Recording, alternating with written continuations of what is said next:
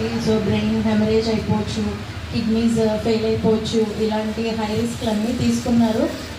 ఇంకా great testimony ఏంటంటే delivery అయిపోయిన తర్వాత నేను మేడం చెప్తున్నారనమాట, మీ ప్రెగ్నెన్సీ కానీ మీ డెలివరీ కానీ చూస్తే నిజంగా దేవుడు ఉన్నాడని నమ్మాలనిపిస్తుంది స్టాఫ్ గారు అని చెప్పారు. అదేంటంటే ఫస్ట్ ప్రెగ్నెన్సీలో మొత్తం యూట్రస్ కానీ మొత్తం అన్నీ కలిపి ఫెలోపియన్ ట్యూబ్స్ కూడా కలిపి స్టిచ్ చేసేసారంట. దానివల్ల బాగా అడ్మిషన్స్ ఫామ్ అయిపోయాయి.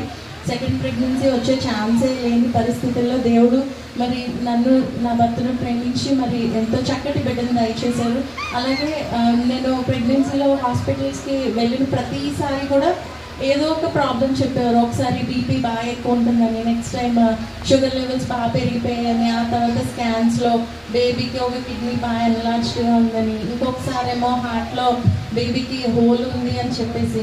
అయితే దేవుడు ఎంత గొప్పవాడంటే డెలివరీ తర్వాత చక్కటి ఆరోగ్యకరమైన బిడ్డను నాకు అనుగ్రహించాడు.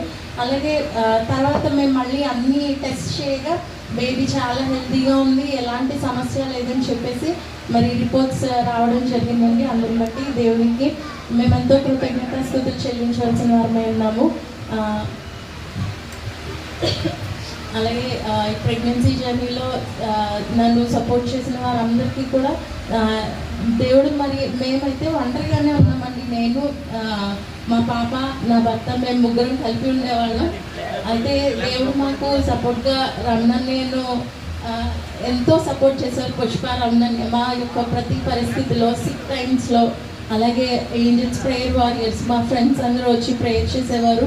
అందుని బట్టి దేవునికి వందనాలండి. మా చిన్న కుటుంబం గురించి మీరు అందరూ ప్రేయర్ చేయండి. చిన్న సాక్ష్యం దేవుడు దీవించండి.